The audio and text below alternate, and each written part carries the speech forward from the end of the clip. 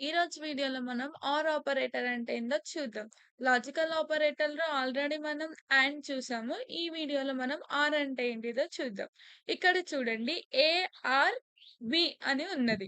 అంటే చూడండి give true if any one of the boolean are true else it gives a falls.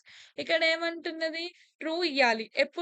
ఎప్పుడైతే one of the boolean are true ఏదో ఒకటి అంటే ఏ అయినా లేదంటే బి అయినా.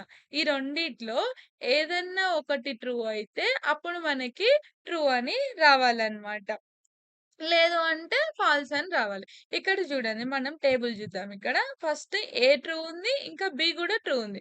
సో, ఏదో ఒకటి ట్రూ అయినా పర్లేదు మనకి ట్రూ వచ్చేస్తది. ఇక్కడ 2 ట్రూ ఉన్నాయి కాబట్టి మనకి ట్రూ అని వచ్చింది.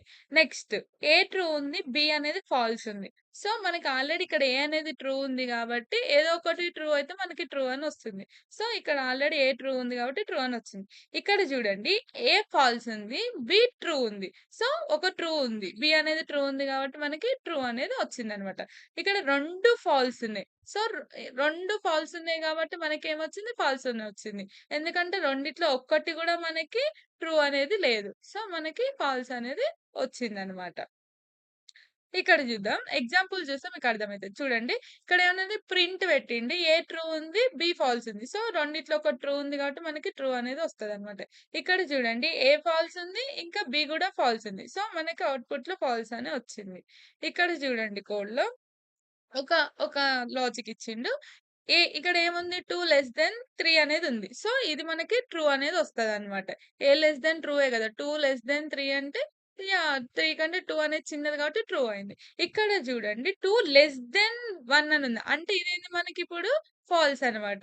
సో, మనం ఇట్లా చూస్తే ఇది ఏ, ఇది బి అనమాట. ఇక్కడ ఏ అనేది ట్రూ వచ్చింది. బి అనేది ఫాల్స్ వచ్చింది. సో, మనకిక్కడ ఆర్ అంటే ఏంటిదంటే రెండిట్లో ఏదో ఒకటి అనేది మనకి సో, మనకిక్కడ ఏదో ఒకటనేది ట్రూ అనేది రావాలి గాబట్టి, మనకి ఏ ట్రూ వచ్చింది గాబట్టి, ట్రూ అనేది వచ్చిందనమాట.